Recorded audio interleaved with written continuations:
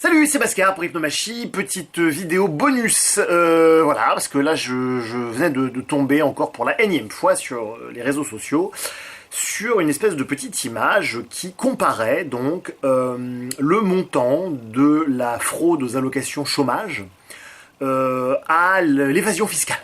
Voilà, je suppose que vous avez tous vu ce genre d'image, voilà, ici ou là sur Internet.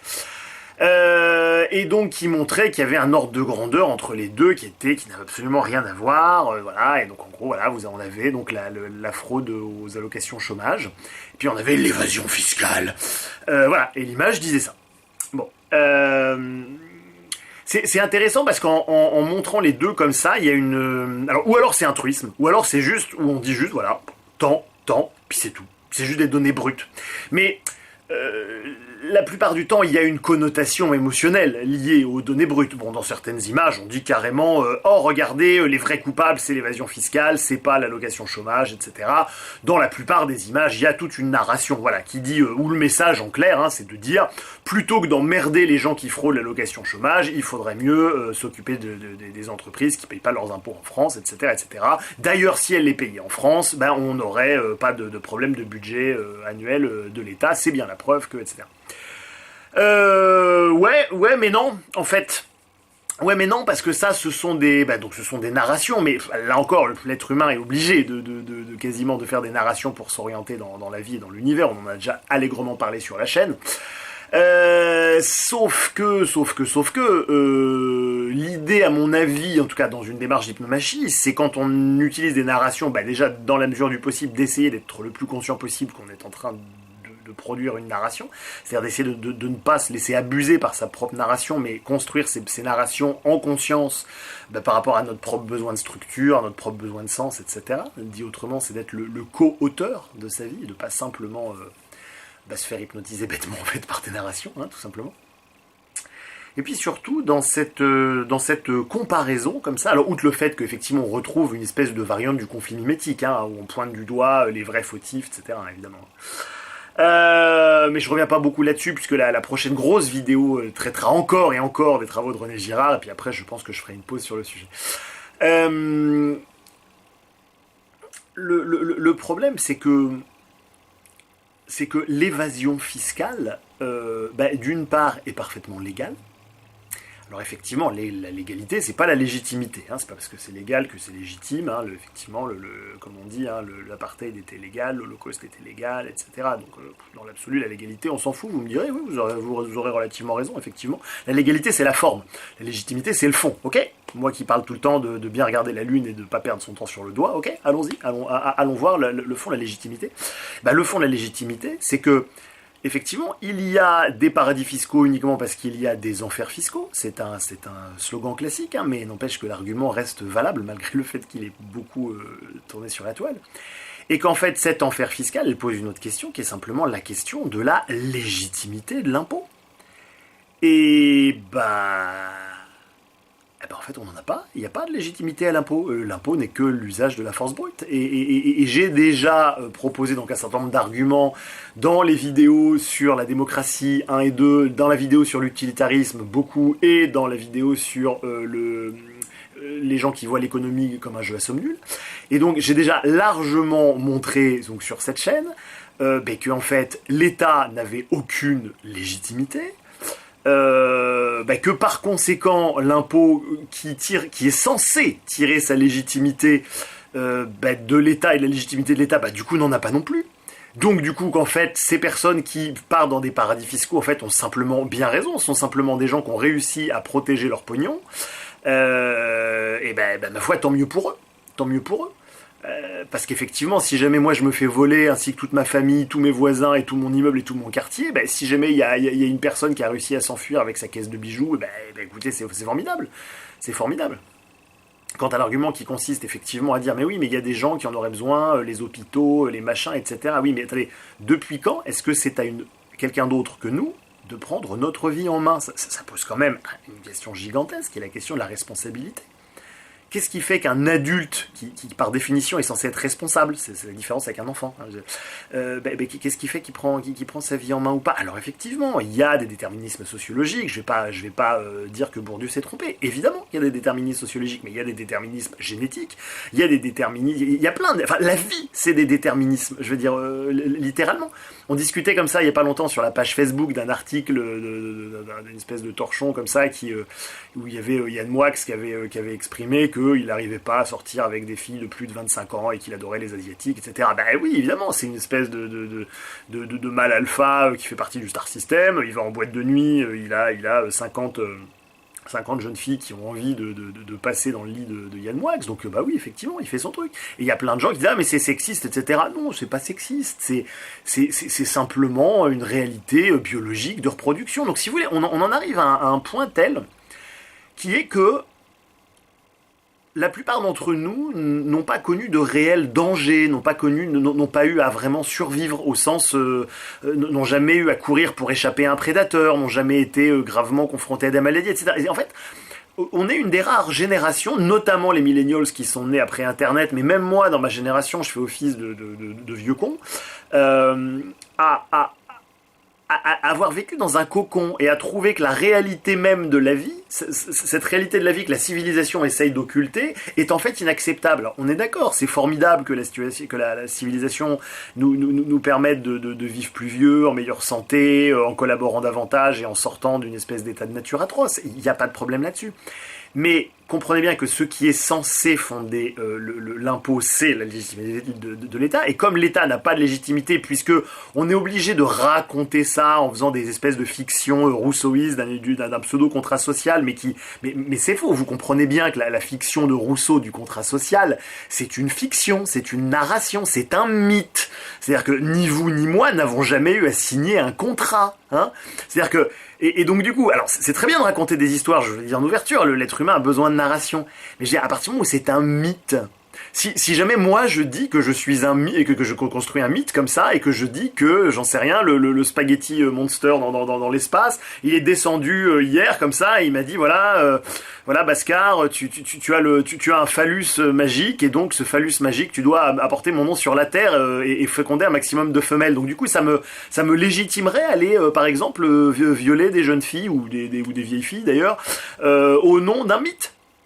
Bah évidemment que non. Et je sais pas si vous vous rendez compte, mais dès qu'on est dans la notion d'État, bah, cette même logique, elle passe sans problème. Et on la remet pas du tout en cause. Alors je sais que les gens qui me connaissent bien et qui suivent mon travail depuis longtemps diront oui, bah encore une vidéo où tu dis des choses évidentes. Oui, d'accord. Mais je sais que ce sont vraiment des choses qui ne sont pas évidentes pour tout le monde. Et que pour comprendre et pour accepter que c'est un mythe et l'accepter sereinement, bah, ça demande simplement d'être à l'écoute de sa propre vulnérabilité, à l'écoute d'une certaine forme d'angoisse, voire, oserais-je dire, de sentiment d'impuissance face à un monde tellement complexe qu'il nous dépasse. Et c'est normalement un sentiment qu'on est censé apprendre à gérer quand on devient adulte. Hein, le propos justement du passage, du rite de passage de l'état qui est un autre mythe, mais ça c'est un sujet très complexe, on en reparlera bien plus tard.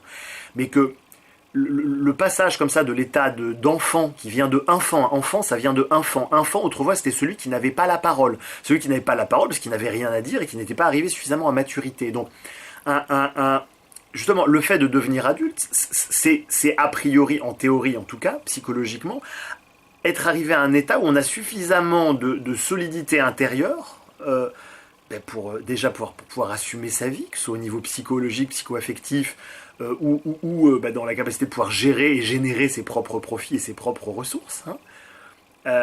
Et voilà. Or, comme nous sommes bel et bien dans un pays où il y a des enfants dans les corps d'adultes, comme je disais dans la vidéo sur le socialisme, du coup, on est obligé de conserver un certain nombre de mythes. Voilà, parce que... alors effectivement, c'est un principe... Là aussi, c'est un principe de réalité. C'est un principe de réalité qui dit que quand on vit dans une population où on a, j'en sais rien, je sors les statistiques de mon cul, comme dirait l'autre, quand on vit dans un pays où 80% des gens sont des enfants des corps d'adultes, enfin, très exactement, c'est pas une statistique tirée de mon cul, ça c'est un reste d'une étude sur le quotient intellectuel qui avait eu lieu, je sais plus trop quand, mais il y a longtemps, et qui montrait comme ça que à une certaine époque, l'âge mental en France par rapport à l'âge réel était absolument catastrophique. Mais de toute façon, je reviendrai là-dessus. Je vous prépare une grosse vidéo sur le quotient intellectuel. Voilà, et donc du coup, quand on vit dans un monde comme ça où effectivement 80% de la population d'un territoire donné, bah, justement, sont des enfants à corps d'adultes, bah, il devient assez logique d'essayer de se protéger de la violence que ces enfants peuvent faire. Bah, parce que le propre d'un enfant, c'est que quand il est frustré, bah, il peut passer à l'acte beaucoup plus facilement qu'un adulte qui est justement censé pouvoir se calmer un petit peu. Et donc effectivement, bah, beaucoup de riches, bon, ma foi, dont je fais pas vraiment partie, mais peu importe, justement, parce que justement, vous avez ce soi-disant argument marxiste qui dit oui, mais c'est une logique de classe. Mais non, pas du tout. Moi, je pensais déjà ça, j'avais déjà compris ça quand je vivais sous le seuil de pauvreté. Hein. Donc ça n'a rien à voir avec cet argument bidon qui est en fait qu'une rationalisation. Non, n'importe quelle personne qui comprend la logique des concepts et la logique sous-entendue derrière des concepts bah, est capable de repérer un sophisme qu'il gagne 300 euros par mois ou qu'il en gagne 300 000. Donc non, voilà, on est juste dans une espèce d'énorme, là encore, tentative de propagande par réseaux sociaux interposés, avec effectivement recherche d'un bouc émissaire, les riches, qu'on pourrait sacrifier comme ça pour ressouder un peu la communauté, une communauté qui est en train de se dissoudre, avec effectivement d'un côté des gilets jaunes dans la rue, avec une France donc plus ou moins périphérique comme disaient certains auteurs, d'un autre côté des fils ou petits-fils de migrants dans des quartiers, une élite à la défense en costard qui prennent de la cocaïne, etc. C'est-à-dire qu'effectivement on est sur un pays qui est complètement fragmenté, mais en soi, si on y réfléchit un peu, c'est pas un problème. C'est pas un problème parce qu'on est un pays de quoi 70 millions d'habitants, peut-être même 75 millions maintenant, je me suis pas remis à jour là-dessus depuis longtemps. Mais je veux dire, vous avez des pays de 5 millions d'habitants qui vivent très bien. Vous avez plein de régions en France, la Bretagne, la Savoie, la Corse, qui ne demandent qu'une seule chose, c'est leur indépendance. Enfin, c'est-à-dire, je veux dire par là que le choix de l'échelle de 70 millions pour faire quelque chose est totalement arbitraire, mais totalement arbitraire. Donc bon, c'est quand même assez terrible qu'on essaye absolument comme ça de trouver de l'unité à tout prix. Alors effectivement, c'est un reste des pulsions grégaires, hein. Je radote beaucoup dans cette vidéo, hein. Je suis désolé pour ceux qui me suivent depuis longtemps, mais voilà, c'est une espèce de merde, quoi. Les gens se rendent pas compte et continuent de partager ça et de dire, bah oui, il y aurait qu'à forcer les gens. Bah oui, mais j'imagine que moi aussi, si j'avais qu'à forcer toutes les jeunes filles comme ça, le spaghetti monster serait très très content. Hein. Mais forcer les gens à un endroit, c'est un déni d'altérité. Je veux dire, les gens qui comprennent ça, vous comprenez bien ou pas que c'est un déni d'altérité? Il y a des chances que non, qu'ils ne le comprennent pas, justement, et qu'ils soient tellement dans un déficit d'empathie, et une peur de l'avenir, et une incapacité à pouvoir faire face au monde tel qu'il est, souvent par déficit cognitif, c'est-à-dire qu'effectivement, c'est pas évident, quand on a un QI de 80, de réussir à survivre dans ce monde où certaines personnes disaient, en 2030, ceux qui n'auront pas un QI de 140 serviront à rien. Quand ils disaient ça, ils pensaient à des hommes augmentés avec des puces, etc. C'est évident qu'on est dans un monde qui est de plus en plus complexe, qu'on est dans un monde où le savoir est exponentiel. C'est très clair. C'est très clair. Et donc, c'est pas absurde, effectivement, que de plus en plus de gens se sentent comme ça en détresse face à ce monde. Et ça pose d'énormes questions. Je dis pas que c'est simple, je dis pas yaka faucon. Mais ce que je dis, c'est qu'en tout cas, la narration consistant à dire ça n'est que la faute des riches et que l'évasion fiscale est scandaleuse est une narration que l'on sait fausse. Donc là encore, comme disait Taleb, il y a des gens qui préfèrent une carte des Pyrénées alors qu'ils sont dans les Alpes plutôt que rien. Et peut-être qu'il serait temps d'accepter, de regarder en face que la narration consistant à dire l'évasion fiscale est scandaleuse est une narration qui ne se tient pas sur le plan logique, que ça n'est pas une narration qui va nous permettre de trouver des solutions intelligentes et intéressantes pour que ensemble on puisse trouver quelque chose. Alors la question c'est ensemble qui? Ça c'est on revient sur ce que je vous avais déjà dit dans certaines vidéos, c'est cette fiction du peuple, cette fiction du on, cette fiction justement que les pulsions grégaires disent oui mais il y a un on quand même, etc. Il y a un on à l'échelle de la planète, oui, parce qu'on est tous sur la même planète. Mais après, le reste, ce sont les gens qui choisissent plus ou moins à quelle communauté ils appartiennent. C'est-à-dire, vous comprenez bien, je pense que nous avons tous dans notre environnement, dans notre entourage, une personne qui est née dans une famille et qui a peut-être plus ou moins coupé les ponts avec sa famille, par exemple. La famille, ça n'est pas parce qu'on est du sang de quelqu'un, ou ça, on peut pas faire grand-chose, hein. Quand on a un ADN dans le sang, on a un ADN dans le sang. Mais à part se faire son épigénétique pour faire changer son ADN, mais enfin, c'est voilà. Mais je veux dire, par contre, intégrer et reconnaître les pratiques d'une famille, c'est un choix. Hein, c'est un choix. Genre, aller à Noël, c'est voir la famille, c'est un choix. Aller aux anniversaires des parents, des cousins, au mariage, ce sont des choix. Vous n'êtes pas obligé. Vous n'avez personne avec un flingue sur la tempe qui vous l'impose. Après, il n'y a pas de problème. Ça peut être très sympa d'aller en famille, mais ça veut dire que c'est un choix. Et c'est un choix. Et malheureusement, pour le pays, on fait comme si ça n'était pas un choix, hein. En communication non violente, Marshall Rosenberg invite beaucoup les gens quand ils disent « Ah, je dois » à remplacer par je choisis de », hein. Ça permet de se rappeler de sa puissance personnelle et justement de sortir un petit peu de ces espèces d'allants de soi et de programmes hypnotiques de la socioculture, du pays, de la nation et de l'éducation. Et du coup d'arrêter de propager sur Internet des mèmes et des idées surtout, parce qu'au-delà des mèmes c'est les idées, comme quoi il y a tel bouc émissaire, voilà, et qui sont des choses qui tiennent absolument pas compte du savoir, voilà, et simplement on sait que c'est faux, donc c'est une pure impasse. Alors je sais que des groupes humains entiers peuvent croire à des choses qui ont été démontrées fausses pendant des millénaires, et voilà, vous avez encore des gens aujourd'hui qui remettent en cause par exemple la datation au carbone 14, qui croient encore que le monde a été créé il y a 6000 ans, etc. Bon, ok, c'est possible, mais on nage dans ce cas-là dans le pré-rationnel le plus complet, et en refusant la rationalité et la logique même des concepts, mais on s'interdit en fait on s'interdit une solution non violente et par extension une solution non sacrificielle. Et comme un des buts de ma chaîne, c'est d'essayer de faire réfléchir à ce genre de choses-là, je m'étais dit que j'allais vous faire cette petite vidéo à 2h du matin. Voilà. Voilà, donc je vais m'arrêter là sur ce sujet. Pour la suite des infos de la chaîne et tout ce genre de choses, je me suis rendu compte de quelque chose de terrible.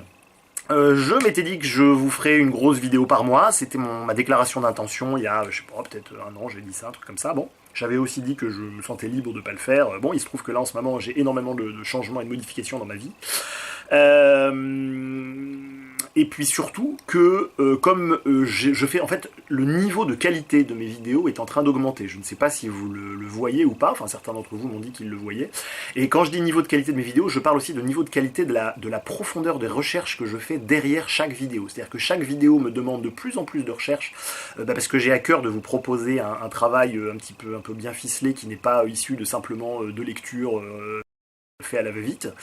Alors, ça fait des mois que je prépare certaines vidéos, je pense à celle sur le QI, celle sur l'argent que j'ai envie de faire aussi, enfin voilà, j'ai plein de thèmes comme ça où ça fait des mois, voire des années que j'accumule des études, du matériel, que je lis des livres, que j'échange avec des gens autour de ces sujets-là. Voilà, donc parce que j'ai à cœur de vous proposer un travail plus profond, plus dense, peut-être même que je ferai 2 vidéos sur le QI, 2 vidéos sur l'argent, vu la masse de matériel que j'ai. Même là, sur la dernière sur l'université, j'ai encore plein de choses que j'ai pas pu mettre, et voilà, donc je pense que peut-être je referai aussi une courte vidéo autour de ça, je sais pas encore. Voilà, et donc du coup, je vous promets pas, hein, malheureusement, ça. Alors du coup, ça m'embête un petit peu parce que j'ai vraiment à cœur de vous proposer donc du contenu régulier. Donc du coup, peut-être que je ferai un peu plus de vidéos bonus sur 1 ou 2 idées simples comme celle-ci, entre chaque, parce que ça me demande beaucoup moins de travail, hein, je vais être franc avec vous. Voilà, j'espère que néanmoins ce format vous va, et d'ailleurs j'aurai beaucoup de plaisir à lire votre sentiment à ce sujet, parce que j'adapte aussi un petit peu la chaîne selon ce qui vous intéresse, et voilà, pour qu'on co-crée quelque chose de sympa ensemble. Voilà, et comme d'habitude, si cette petite vidéo t'a plu, tu peux la partager, mettre un petit pouce, etc. Voilà, salut Internet.